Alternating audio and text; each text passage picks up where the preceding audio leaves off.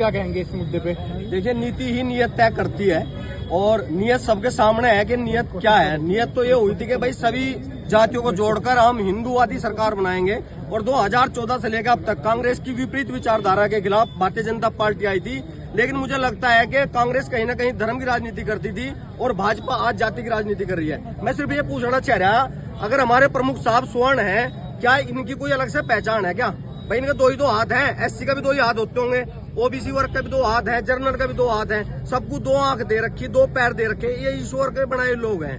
इन्हें आप जातियों में कैसे बांट रहे? मैं थोड़ी बांट रहा भाई, कोई आदमी थोड़ी बांट रहा देश का। सरकार कह रही है जाति प्रमाण पत्र बनेगा, सरकार बना रही, उसके बनाने की फीस भी ले रही, हमारे लोगों से तो फीस भी ले रही उसे बनाने की। हमारे बच्चे जब फार्म भरते हैं उसी फार्म के 600 300 फीस देता है, उसके वापिस हुआ, हमारे वाले के वापिस होते। अभी मैं कई दिन से सुन रहा, कुछ नेता ये कह रहे जिनकी जितनी भागीदारी उनकी उतनी हिस्सेदारी, जिनकी संख्या भारी उनकी उतनी हिस्सेदारी। भाई केवल संख्या से तय नहीं होगा, ये तय करोगे जब 565 रियासतें इस देश को दी गई थी इस देश का एकीकरण करने के लिए, उस टाइम आपकी भागीदारी कितनी थी?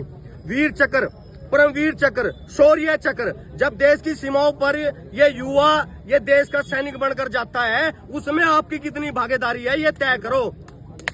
केवल संख्या ज्यादा बढ़ाने से, बच्चे ज्यादा बढ़ाने से तय नहीं होगा।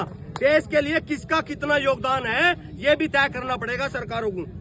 आप कहो ना कि राष्ट्रपति की सुरक्षा में केवल राजपूत, केवल जाट, केवल ब्राह्मण क्यों ले रहे? हम कह रहे ले आप भीम आर्मी वालों को, ले आप दलित समाज के लोगों को। और सुन लो भाई प्रधानमंत्री जी और गृह मंत्री जी, अगर इतने बड़े हितैषी हो आप एससी समाज के, भाई हम अपने समाज की तरफ से हाथ उठाए दो भाई सारे। हम कह रहे कि दलित को देश का प्रधानमंत्री बनावे नरेंद्र मोदी, आज ही इस्तीफा देवे, आज ही इस्तीफा देवे और किसी भी दलित नेता को देश का प्रधानमंत्री बनावे। केवल भाषणबाजी ना करें, लोगों को दिखावा ना करें प्रधानमंत्री जी। हम कह रहे अगर दलितों का भला करना है, जिस दलित समाज का 73-75 साल में आरक्षण लेने से, जाति के नाम पर आरक्षण लेने पे, शिक्षा के नाम पर आरक्षण लेने पे, फ्री का राशन खाने से भला नहीं हुआ, तो ये कानून लाने से कैसे भला हो जाएगा?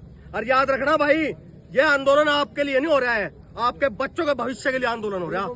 आपके बच्चे, एक भाई का नाम बताओ प्रमुख साहब, एक आदमी का नाम बताओ जिसका बच्चा स्कूल नहीं जाने का।